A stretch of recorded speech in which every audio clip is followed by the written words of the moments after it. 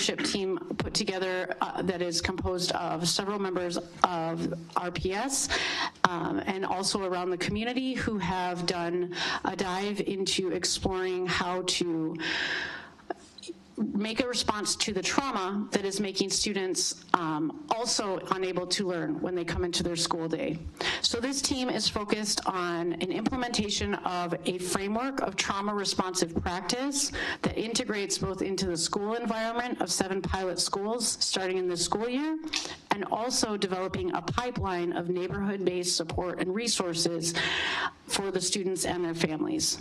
This work will align responsive community resources at the neighborhood level to support students inside and outside of their school day. Next slide. So again, this is a leadership group that is comprised of leadership from the community and RPS 205. We are taking steps to do relationship building with the school leadership and families. We are reading and researching school-based SEL and trauma responsive frameworks, and also exploring asset mapping and looking at geographic focus areas around those schools so that we can do very focused wraparound community support for those students and their families in their neighborhoods. Next slide. The community support team is focused on that neighborhood-based wraparound. They will be aligning existing services in the community. They will be exploring extended learning opportunities for students. They will be looking at after school and weekend time. They will be looking at family developed and led solutions. And their goal is to also integrate the early childhood ready to learn work with this healing-centered student support community wraparound, and also create a continuity between the healing-centered student support framework within the schools and the community resources that they will be accessing in their neighborhoods. Next slide. That is the work that Alignment Rockford is doing at this time. So thank you. Are there any questions? I do have one question. Thank you very much for the presentation. Just in regards to the new parents, is there a particular age group of new parents that you targeting, or is there a span? If so, what age groups are you targeting, if any? Our community parent support saturation work is for all parents and caregivers of ages 0 to 5. However, the Discovery Center partnership for the 100 families of new parents is for parents with children ages 0 to 18 months. And the kits that go out currently through UW Health and OSF are for any new parent of a newborn. So as they leave labor and delivery, they get this kit and they get a book that has all these resources in it. Thank you. You're welcome. Outside of giving information to parents in the, of newborns or the students ages 0 to 5 who are not in school, what data do you get back to find out how effective the programs are? The programs for 0 to 5? For if they're not in school yet. Okay. So 0 to 2, maybe 3. That's a really great question. The early development instrument, the reason why we brought the early development instrument to Rockford is because it does exactly that. The survey is a survey that kindergarten teachers fill out about each and every student in their classroom about halfway through the year of their kindergarten year. And that information shows readiness or vulnerability across 5 domains. And that information tracks to their home address and aggregates by census tract.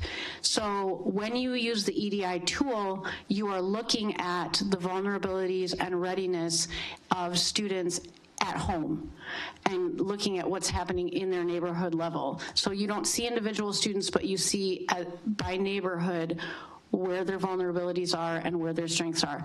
That tool also has a lot of great overlays of indicators and assets, so we can take a look at a lot of different interactions between you know, where different resources are located around the community versus where the vulnerabilities are, where, you know, different equity index barriers might be versus vulnerabilities and so on. So that helps us to understand how to deploy, plan and deploy. And then we run that survey every 3 years. So it also helps us to understand whether we're meeting our outcomes and making a difference or not. Mm-hmm.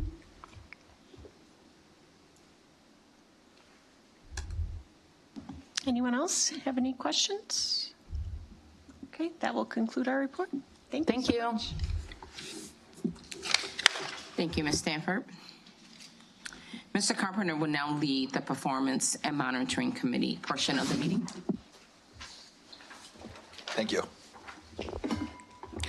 There are no formal reports for tonight's Performance Monitoring Committee. However, we do have a substantial list of consent agenda items. Are there any questions or comments on the consent agenda items? Yes. Ms. Haley? So my first comment, I guess, is regarding the GSF custodial services. I just want to tell whoever prepared this document, thank you for the breakdown. It was actually easy to understand how the money was being spent and how it's being partitioned out with the breakdown of the 3 custodians and so forth. So thank you for that breakdown.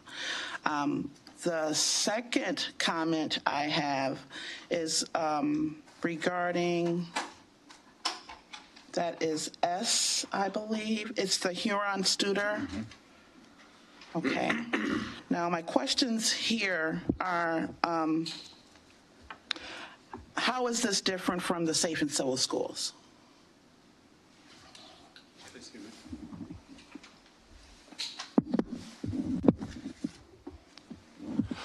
Well, firstly, this is an identified learning partner through the Illinois Empower 1003A. So Illinois State Board of Education identifies that if you qualify for that you have to work with one of their identified learning partners.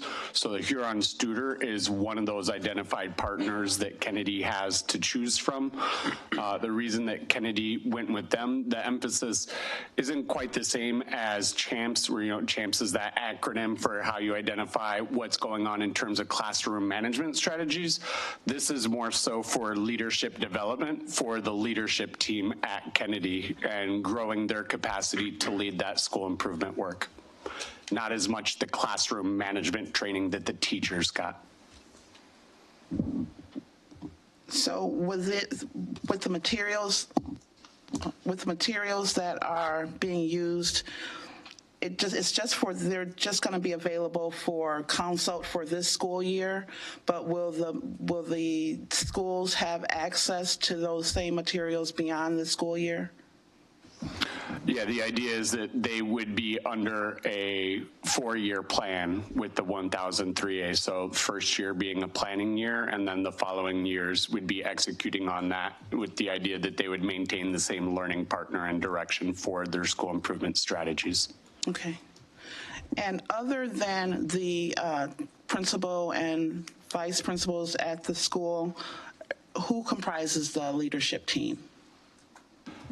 I would have to follow up with the exact constituents that are on the leadership team at Kennedy, but examples of other key players could include Title I teachers, counselors.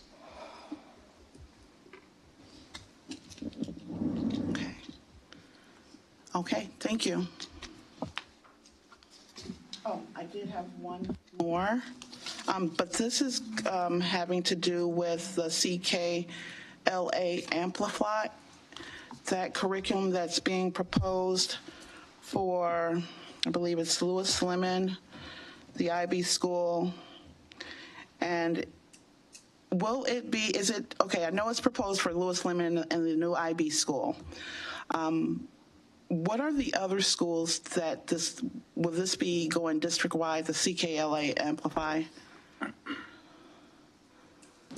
I would want to make sure to get back to you on that because I'd like to collaborate with Heidi Detman and the curriculum team to fully know what their plans are for rollout and implementation.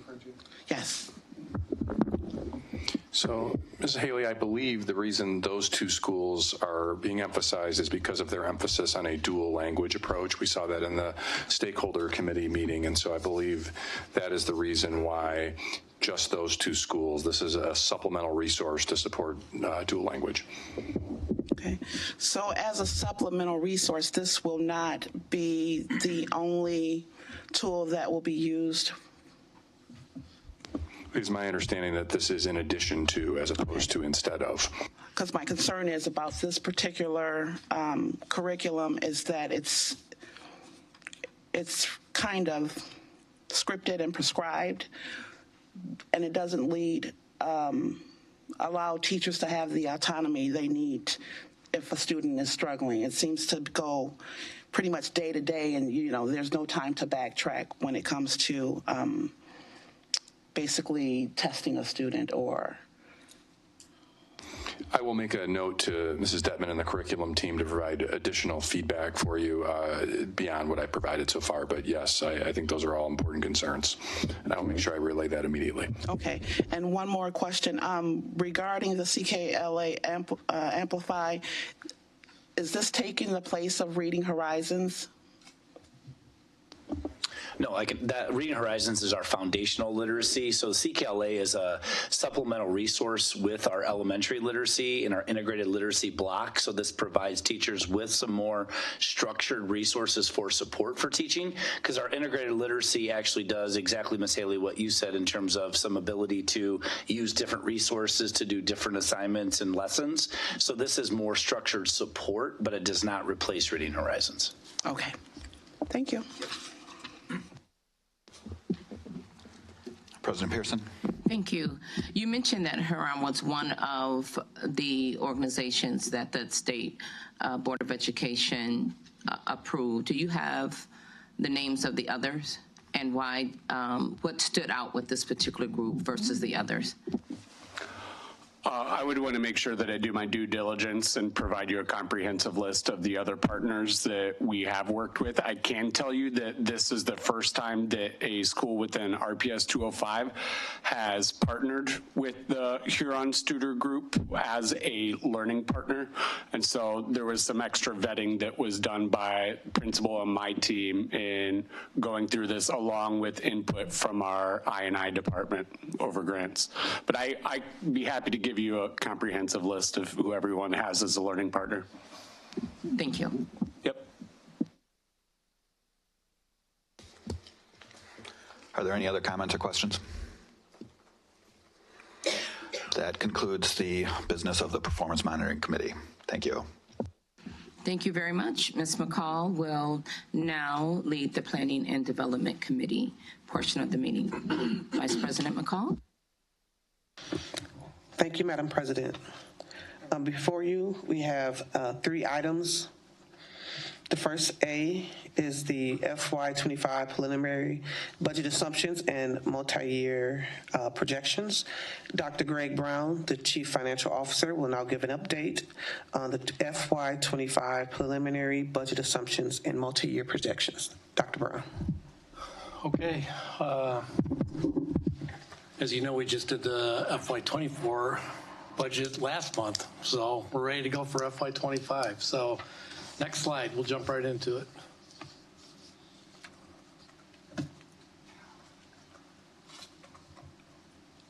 Next slide.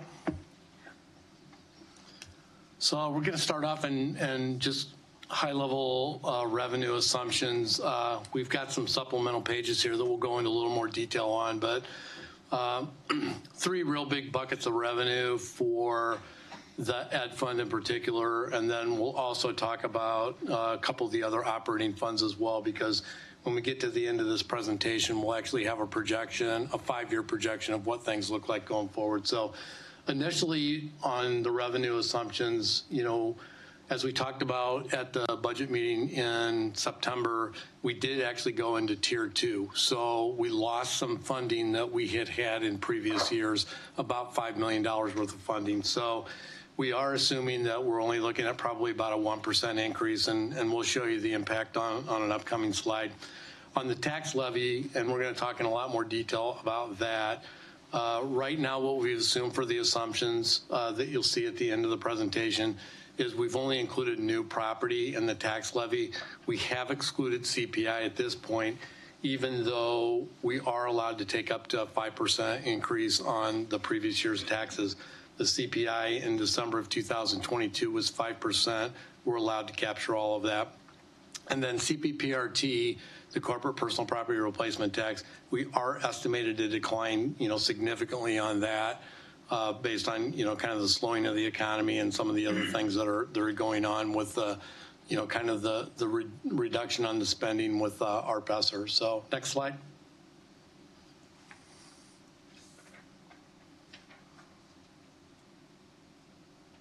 Next slide.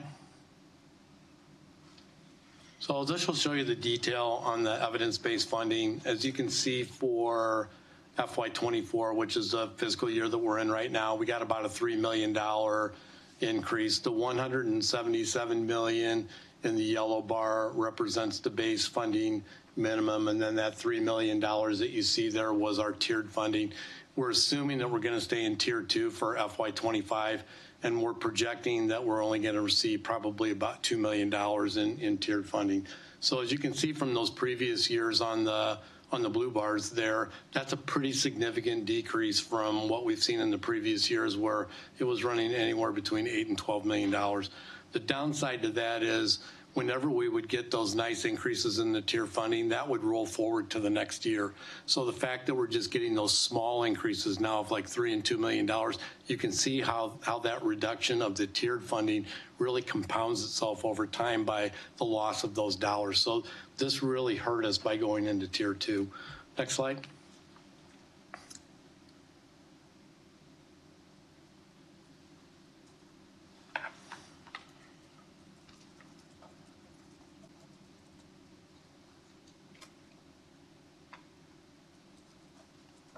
You can go ahead and go to the next slide. This is really just a replication of that one as well. Next slide. So the property tax levy that we talked about, looks like we're going the wrong way. So if you're following it on your screen here, you can see on slide 8, this really just talks about how the property taxes come in. Half of the taxes come in one fiscal year. The other half of the taxes come in the next fiscal year. If you look at page 9, if you can scroll on your screen, you'll see what the property tax revenues have been over the last several years and then what we're projecting this year. 2023 is asterisk. We saw a really, really nice increase in the EAV, that second column, the 3 million, 50 billion number. That was almost a 12% increase in the EAV this year. And we are allowed to take, again, CPI of 5%. The new property looks like it's going to come in right around $7.6 million. And we're looking at a tax rate right now of about 5.14 if we just take the new property. Now, if we do decide to take, some additional amount that we are allowed to take on the CPI, the tax rate would go up a little bit, but it's not going to go up significantly because of the huge increase in the EAV. We've anticipated for 2024, the line below that, a similar sized increase in the EAV, about 8 million in new property, and then a tax rate that will probably dip under 5%. So that's just kind of where we're looking on property tax revenues. CPPRT, if you can look at page 11. Yeah. I don't know if we can get to page 11.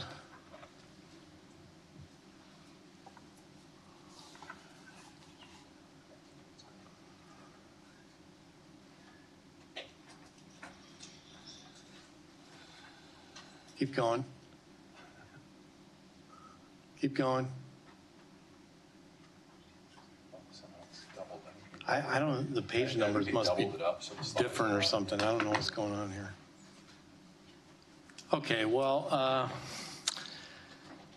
CPPRT, we're looking at a pretty significant decrease on FY23. As you saw from last year, we got about $75 million of CPPRT money.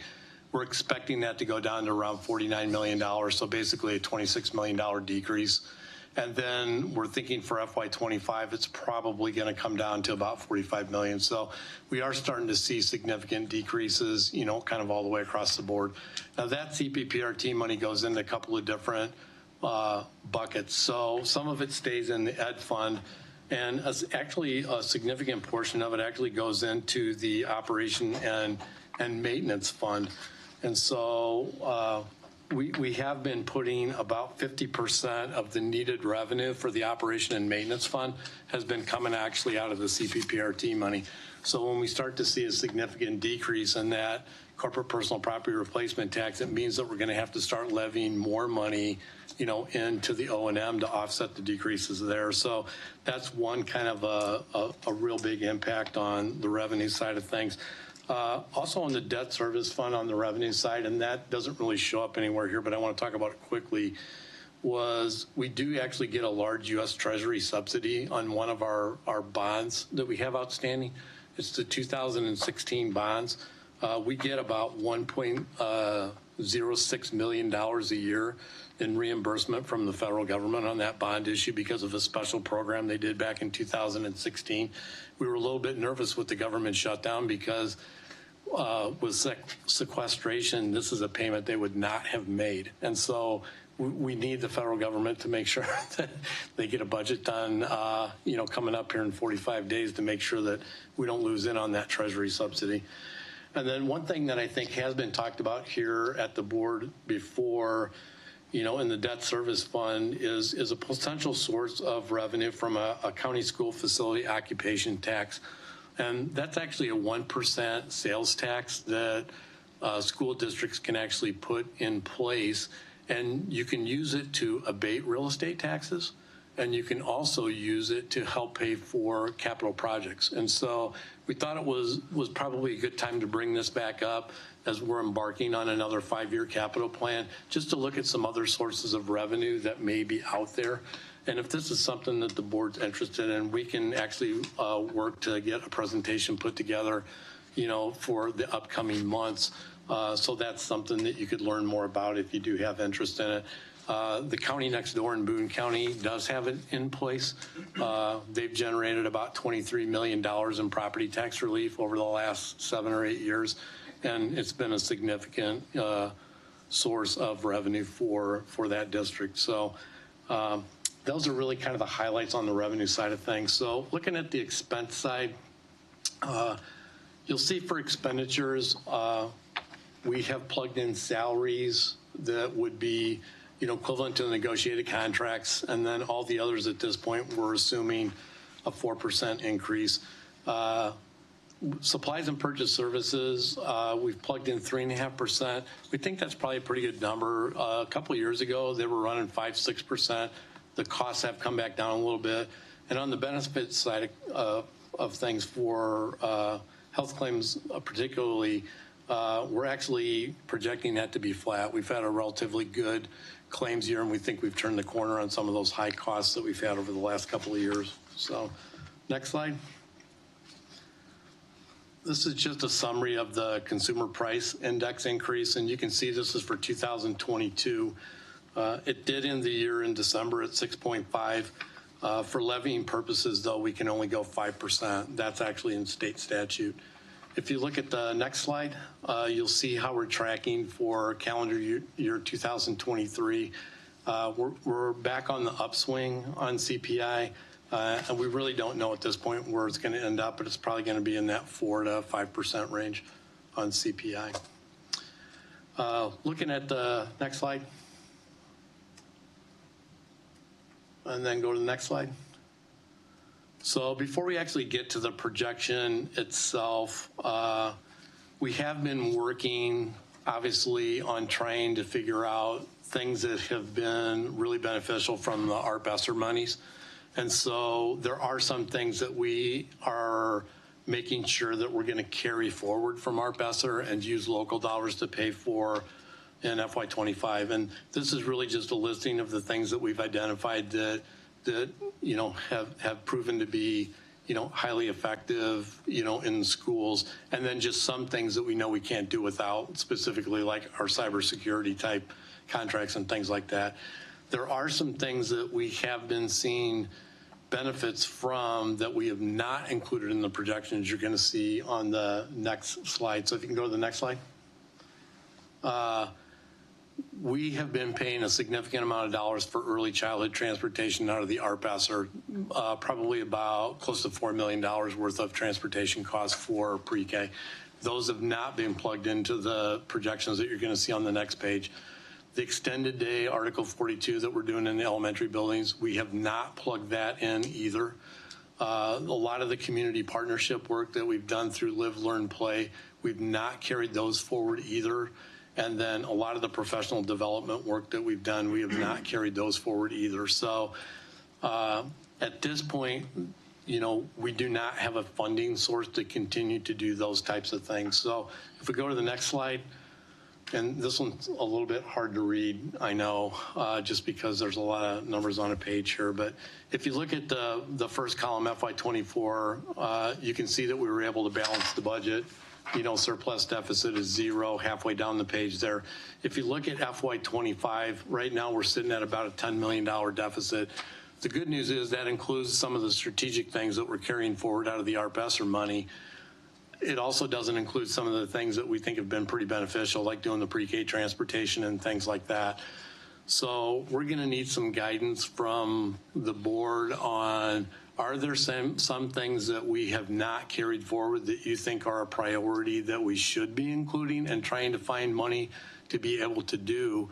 And we don't need an answer on that now, but we will need an answer on that before you guys actually vote on the levy, because you may choose to take some of the CPI in order to pay for some of these things and be able to add them back into the budget.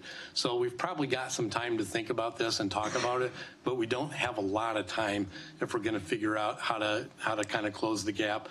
Last year at this time, we were sitting with about a $10 million deficit too in the projections, and we were able to get everything to work, so it was okay. FY25 doesn't scare us a whole lot, even though it's a pretty big hole and looks like a pretty big hole. But what scares you is when you start to look into the out years and you see us adding on another $10 million every single year. That's when you start to realize that you've got a structural deficit in the out years that at some point you're going to have to start to address.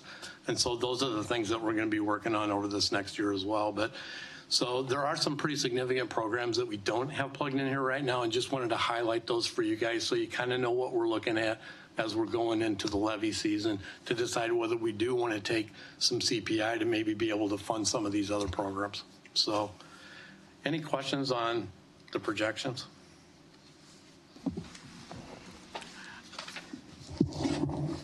Ms. Haley? Yeah, because I don't quite understand how CPI plays into this, can you give just a little lesson on that? Sure. It's probably easier if we jump to the next one, if we could, the levy, because I can demonstrate it a lot better there. Are there any other questions regarding the budget assumptions? Madam President. Thank you. Just a couple of things. I would like more information and a separate presentation regarding the CP RRT. Okay. And sometimes I find it just a little concerning, and I know that, you know, the budget is, of course, has to be ahead of schedule, but we've done significant increase in administration. And of course, salaries is a ginormous piece of our budget. Right.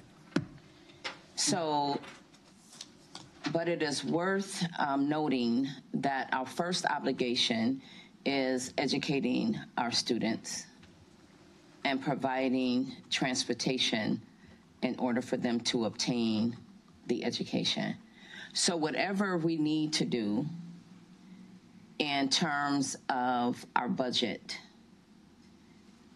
if it comes down to not increasing salaries and focusing on the educational fund, or however we need to work that to assure that the needs of our students are met, then, and that's worth having additional conversation. But I'm getting a little concerned with funds not being available any longer and increase or added positions in administration. So we need to be able to explain that and ensure that our students is getting the quality education that we speak on. Sure. Any other questions on this matter? Oh, sorry, Mr. Schubert. Just real quick, looking at the projections from FI 2024, you're projecting a 2.5% decrease in salaries. And then it's 4% every year after that. So I'm just curious how that number kind of takes place. Yeah, and a lot of that from FY24 to FY25 is due to the roll-off of the Article 42 spending that we were doing for salaries this year. So we probably have about $15 million of Article 42 extending the school day at the elementary level that's showing up in that FY24. Thank you. Yep. So that's exactly what that is. Mr. Carpenter. Thank you. Going back to the salaries, I guess the note was that the assumption was increases per negotiated contracts, and then all others are 4%. Do you know what the breakdown is percentage-wise of salaries that are negotiated contracts versus not? No, not off the top of my head. So I can get that for you.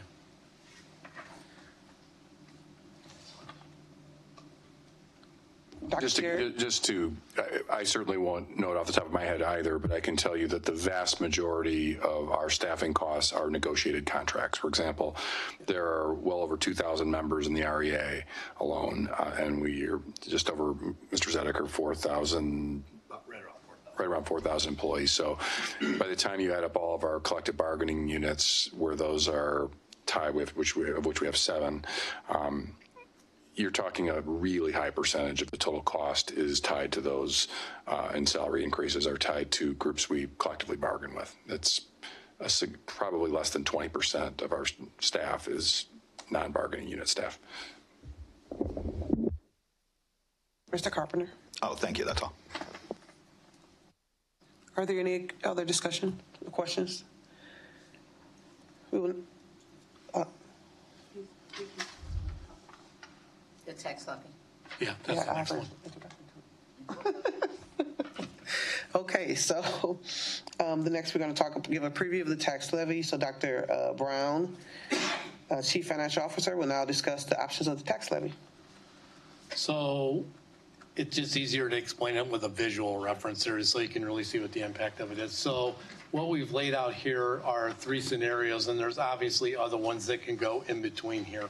So column A, the first option there, shows you what the impact would be if we didn't take any CPI or any new property. We basically would levy for as close to the dollars that we levied for this year in the upcoming levy. So basically the same. Hold the line, no increase in the amount of taxes that we would levy. If we looked at it from the new property side in column B, you can see that we'd look at generating a little bit of additional revenue, and you can see that box in the middle that's highlighted there, additional revenue with new property. We would garner about $354,000 if we just took new property and we didn't take anything else. Now, if we decided to take new property and take all the way up to 5% CPI, it would generate about $7.5 million for the district as far as new revenues coming in. So that's probably the easiest way to visually represent what the impact is of actually taking CPI. Are there any questions on the 2023 tax levy for Mr. Brown?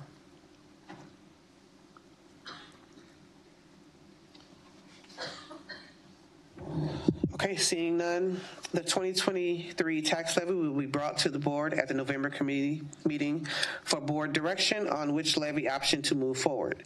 The tentative 2023 tax levy will be brought to the November 28th, 2023 board meeting for approval, and the final 2023 tax levy will be brought to the December 19th board meeting for approval. We're going to now go to item C, City of Rockford Mentor Agreement. So next is the agreement between Rockford Public Schools and the City of Rockford for a mentor program. The Rockford Police will provide a mentor at Auburn and East High Schools. The mentor's primary duty is to work with the principals to identify students at serious risk of becoming court involved and intervene. Goals will include increasing attendance, decreasing behavior incidents, and increasing the academic performance of the students in the program. Dr. Gallagher and Jason Barthel are available to answer any questions regarding the City of Rockford Mentor Agreement. Mrs. Haley. Okay. So I see that this agreement with the City of Rockford has a price tag of $300,000, and we'll have 2 mentors through the police department, right? Yes, and actually we do have in the audience Chief Fred, who was available. I believe, Chief, you're going to make an opening statement, and then with regards to additional questions that you may have between Jason, myself, and Chief Fred, we'd be happy to answer those questions. Okay. Chief Fred. Good evening, everyone. Good evening. Thank you for allowing me just a few minutes. Oh, turn the button on. Okay, thank you. I typically don't need a microphone anyway, but thank you for allowing me just a few minutes to address you this evening. Just wanted to share the information and perspective around the mentors. I want you all to know that those proposed mentors in the schools are 100% student focused. My mom is a retired educator herself. I'm a product of RPS 205. So I know the importance of our educators being able to provide instructions to our young scholars. I have to take Dr. Reed's word, they're our young scholars. And I've taken plenty of opportunities and have been in the schools for years. I'm a 26-year veteran of the Rockford Police Department. I know what it's like to work with our scholars in the school, to be able to have someone that can dive in, if you will, and identify and be able to help them overcome some of the issues that they are addressing on a regular basis. Working on this police department, seeing some of the trauma that the kids are exposed to, I can tell you right now, they have to be champions to come into the school every day, especially when I know what happens at night within the homes, even on the streets. I've done plenty of work with individuals with lived experience as well. Granted, I have my own lived experience, but they pale in comparison to some of our other individuals that are doing work in the community. I can tell you, I get the phone calls from the parents. They're looking for mentors for their kids. I don't, especially with some of the things that the kids are faced with, I don't have viable people that will jump in with some of our kids at the level that they're on, because they too identify or face some fear in dealing with those kids. At the same time, I've got those mentors that aren't afraid to deal with kids on that level as well. We have some phenomenal grassroots organizations that are doing work across the community. And what I've found over the years is quite often we fail for a lack of knowledge. Our units are not connected where they should be connected. And that would be definitely one of the focuses with the mentors, and making sure that the families are connected with the right services that they need. Also, on the police side of things, I know family history. I see it all the time. I also see at early stages when a kid is starting to head down that wrong path. We don't have a caveat in between that can work with those kids and help teach them or show them not to take the traditional route that the family has taken as well. I'm a firm believer that it takes a village to raise these kids, and we've got to be hitting on all, we've got to be firing on all aspects. in order to keep the kids on track. So with that, I don't want to take a whole lot of time, but I'm definitely here to answer questions that you may have. Mrs. Stanford. Thank you so much for your time tonight. You're welcome. To talk to us. Are the mentors going to be police officers? No, they will not be police officers. They will not be sworn. However, I rely heavily on my staff that, like I said, we can look as the kids start to become involved in reports, heading toward, adjudication in court, but this will also offer a pathway where we can intersect and prevent that court involvement. I'm a firm believer that I need parents to raise their kids and not the system to raise their kids. So if I can be a key instrument in preventing that from happening and keeping them from being involved in the system, I definitely want to be there. Have you seen this type of program working in any other communities? Actually, I just left a training down in Peoria where I was speaking with some individuals on the state level, and they're looking at implementing in some other school districts as well. Good. Okay, thank you so much. You're welcome. Mrs. Haley. Because my mic is on. Thank you. So when we're looking at we know that they'll be working with the students in the Auburn and East. How many students will they be able to? What would be their capacity? I can jump in if you want. I think anywhere from 20 to 30 students is a fair assessment. But there's no actual data on their effectiveness available? I do a lot of work with the Mayor's Office on Domestic and Community Violence. So we are building out what that framework will look like, engaging the success of the program. Okay. So I could also interject and add on the RPS 205 side of things.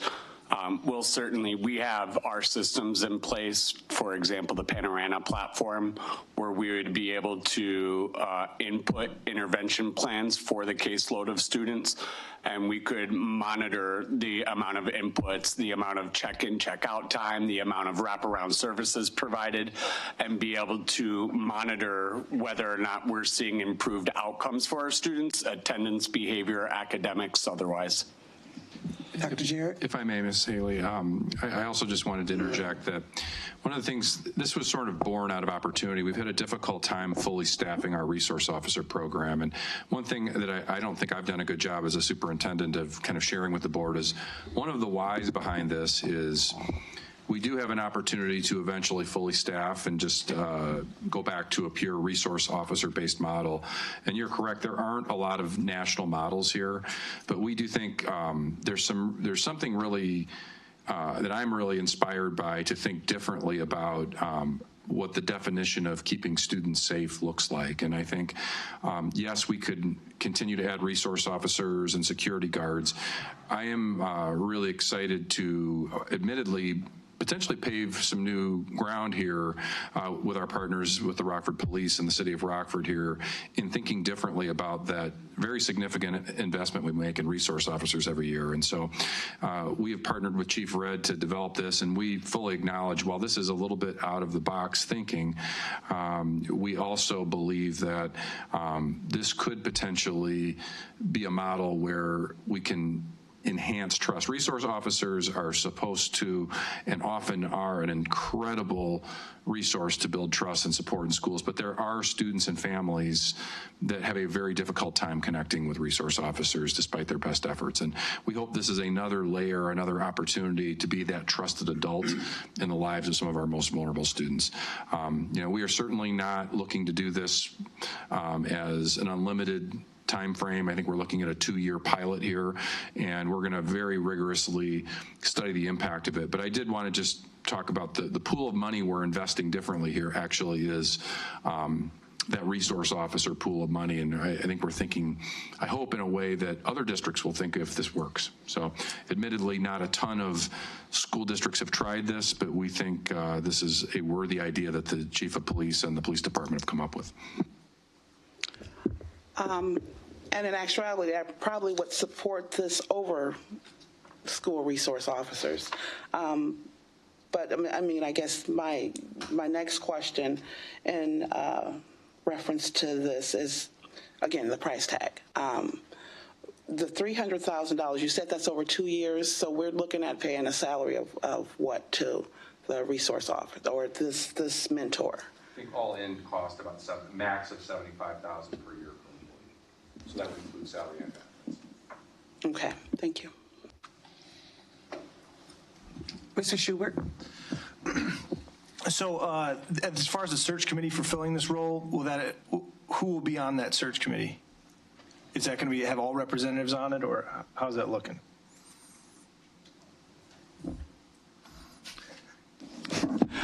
The search will initiate with the Rockford Police Department with the variety of partnerships that they've already established, but no mentor would be hired at East or Auburn without concurrence from the principal of those buildings. Okay. And I think my only other concern with this, and I do really appreciate the due diligence. I know, a lot of people can't see all the conversation we've had back and forth with emails, and I know this has been a lot of work on your end. My main concern is, I think there's a phrase, I don't know, a camel is a horse made by committee. And I feel if the police want this to be a police officer, and I do appreciate you coming, Chief Red, to say that wasn't the intent, and the city wants something there and the schools want something there, and then that individual, those two individuals, can never fully satisfy any institution they're serving. So I think that singular or 1 or 2 3-pronged vision for what those kind of KPIs are for that individual, and coming from the superintendent or Chief Red, we got to make somebody happy. And I think at the end of the day, I want to make sure that our students aren't suffering, or we're just putting a body in there and saying, look, we're collaborating, and all we're really doing is messing around. So I think it's just really important, and that's where all this hard work that I know, being detail oriented and asking these questions about target population and metrics. I know it's not like fun, and I think the intent is to get us to a place where it's a single idea as opposed to a bunch of different ones that hopefully work out. I think that's where I'm at as a board member, and I just want to articulate that. My question is, who's going to manage or supervise the mentors? So I have a sergeant that is in charge of our school resource officers. They will ultimately report to him, and he has a lieutenant that he reports to from there. The sergeant does. And so I'll add to that sergeant is in contact on a daily basis with the school resource officers as well, and also maintains regular contact with the school administrators. Mr. Carpenter. Thank you.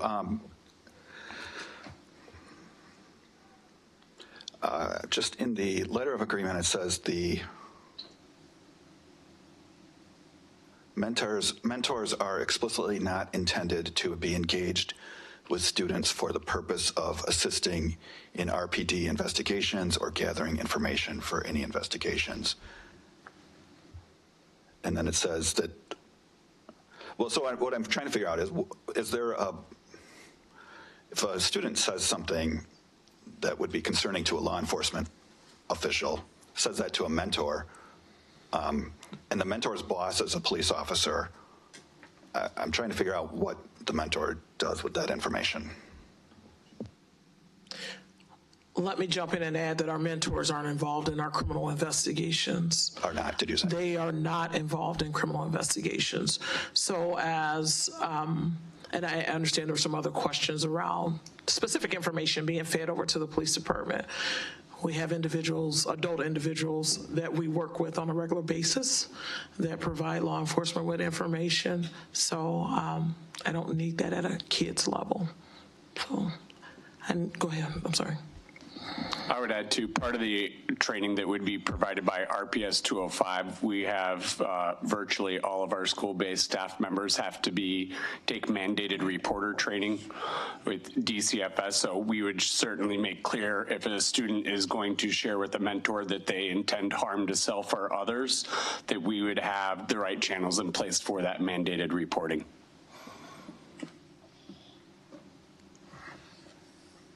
Anyone else?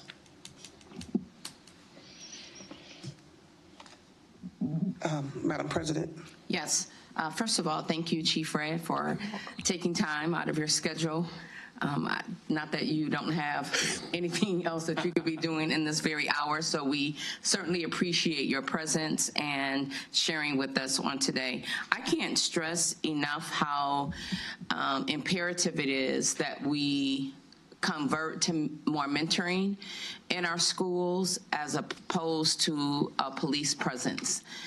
I believe that it is concerning to parents. The thoughts of some police officers as in school may be a little different, no doubt, than a mentor. And when I look at the climate of our city and the avenue that unfortunately some of our youth is taking, mentoring is a very vital component that is needed in our schools. So I am looking to see a decrease in disciplinary packets. And I certainly hope that there be a more defined and a specific job description for the mentors. One of the questions a general population may have is, of course, de-escalation training and what the overall mentoring will look like. We know that specifically in Auburn, Mr. Bochaney and Mr.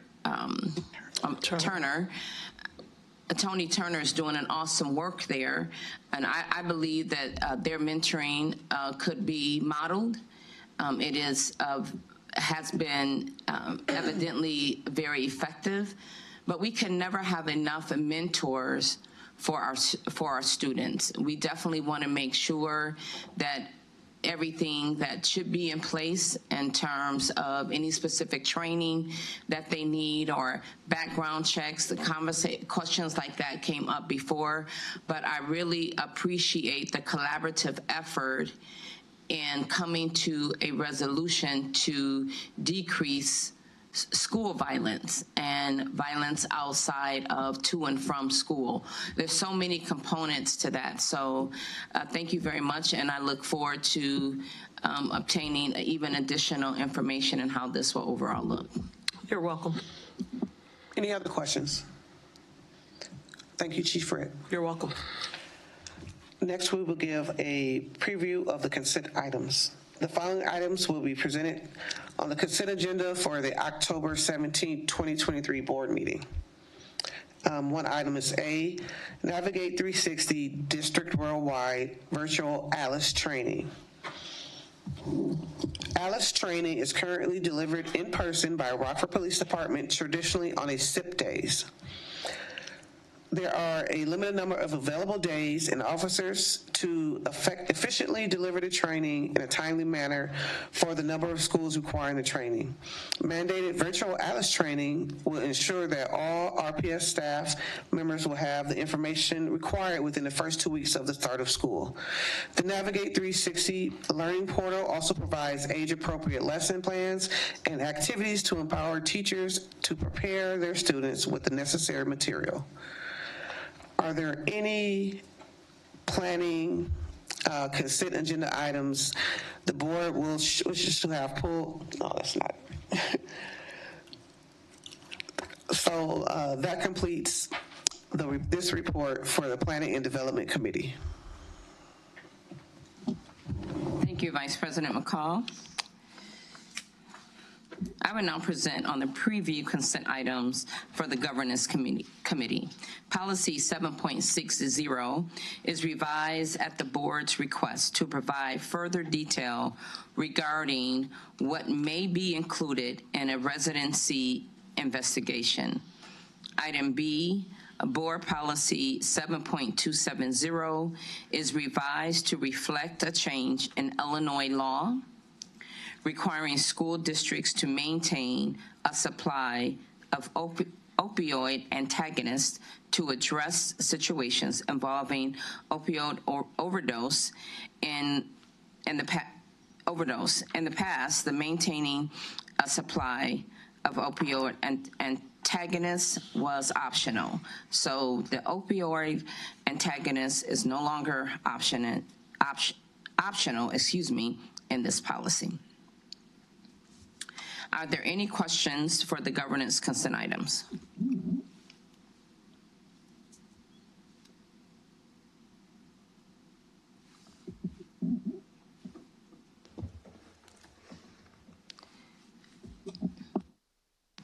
Mr. Carpenter. Thank you. I was just wanting to, I guess, note on the residence policy amendment.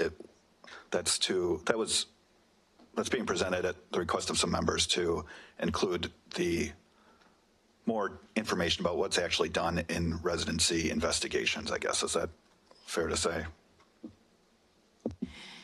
Yes. So the overall concern is there should be public knowledge of what that investigation looked like. And it is important to make note, and residents in our community, I can't stress enough how important it is for you to make sure that your child attends the school that they are assigned to attend. Because there's consequences for using someone else's address or figuring out a way to get your child in the school that you choose for them to attend. And so while it is not right, and some may argue, why do they need to know any additional information if they already know what they're doing is wrong? Because some information could be viewed as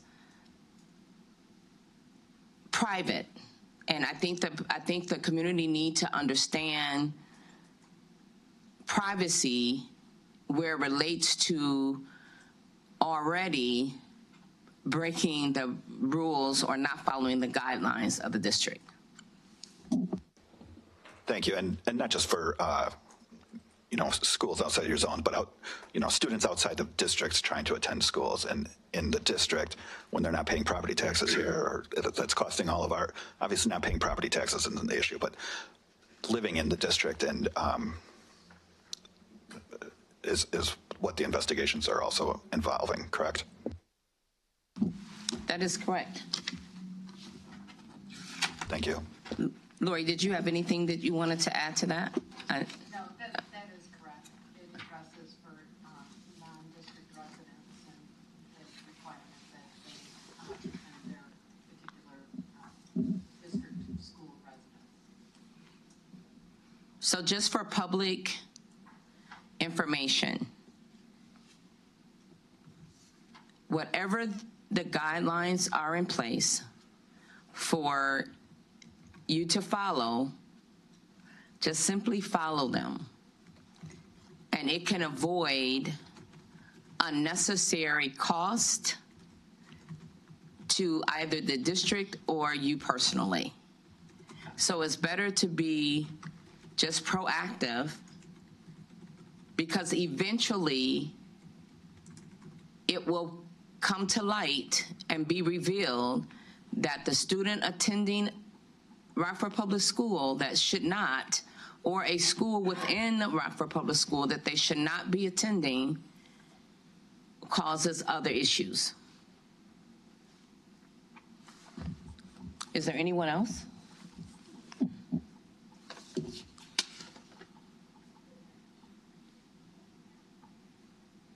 Okay, so that actually, I just want to make sure. The items will return for a vote on October 17th, 2023 for regular board meeting. So there are no public speakers Are there any further comments or agenda recommendation by the board?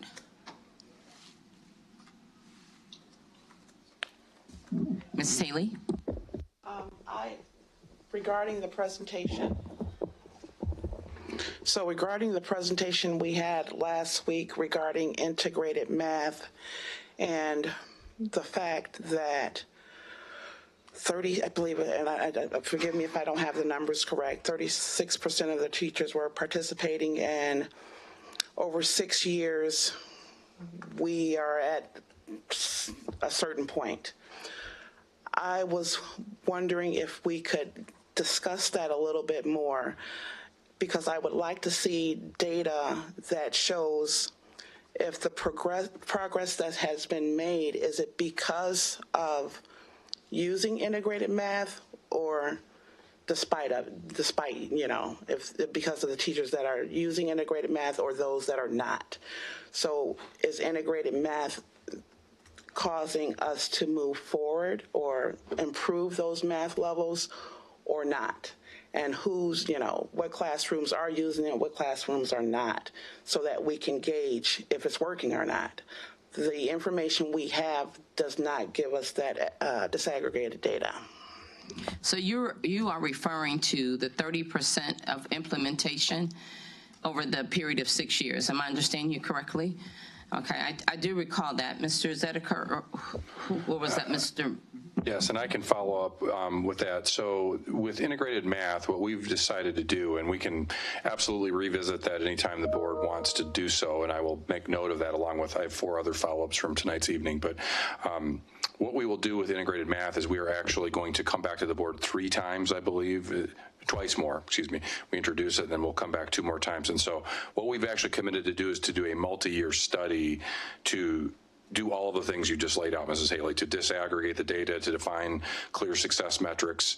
And what we ultimately are aiming to do is to answer, I think, the very question embedded in what you've asked, which is this the best approach for teaching mathematics? And one of the obstacles you've highlighted is right at the tippy top of this, which is if we only have 30% of the teachers that have attended the mandatory training, 100% of our students are in integrated math in those courses. But if 100% of the teachers aren't getting the training for lots of reasons that we've laid out, including teachers picking up a 6th assignment at the last minute due to staffing shortages and lots of other things, we have to come up with some kind of an action plan to address that as part of that study. So that will absolutely be part of what we do, is how do we get to 100% implementation? And as we move towards 100% implementation, how do we get to a place then we can measure exactly what you're saying? Is integrated math improving our test scores or not? It's very difficult to study at this point because at 30% implementation, it's hard to determine, is it because they just aren't doing it correctly, or is it because it's the wrong math program? So this, as an AROI study, we plan to very deeply study this with the board, and then ultimately the board, in partnership with the district administration, but we would ultimately decide whether to keep this program or move on from it if it's not working correctly. So you're saying that we would look at over a 3-year period? And that just seems so long to look at the data. I'm just kind of interested in seeing where we are now. I know you're saying it's being implemented 100%, but how, are we able to determine what teachers are using it and what's not, and who's being successful?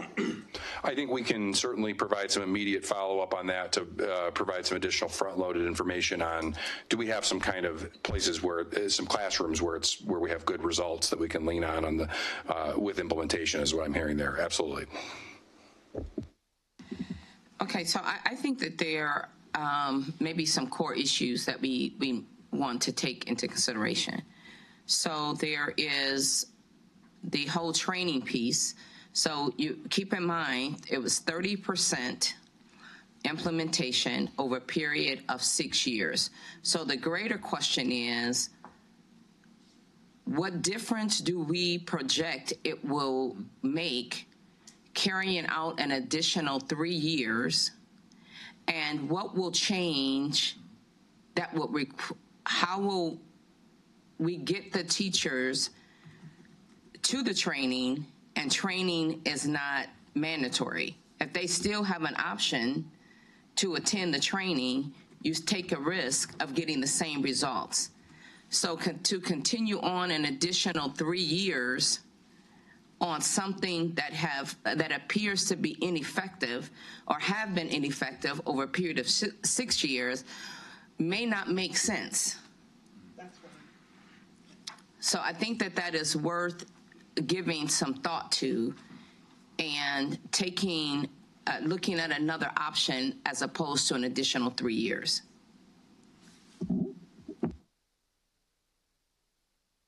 Any other comments or agenda items? So I just want to give a friendly reminder, and we'll talk more about this at our board evaluation. So I like Mr. Schubert's description of a new board member, but we predominantly have a new board. I can't stress enough how important it is as we come up with strategies and obtaining positive outcomes for our school district. And there's opportunities for board members to have additional engagement, and that is communicated to the board president. Dr. Jarrett is a wealth of information. He has been with the district a long time, and we certainly appreciate his knowledge and his efforts. However, when it comes to board decisions, he does not participate in that piece. So he may have a conversation for the sake of communication with board members, but it's so important for it to be directed back to the board president so that everyone have an opportunity to serve in a capacity that they desire. And again, we'll talk more about this at the board eval. Is there anything else? If no further comments or agenda recommendations by the board, I'll take a motion and a second to adjourn. So moved. Second. Have a good night. Thank you.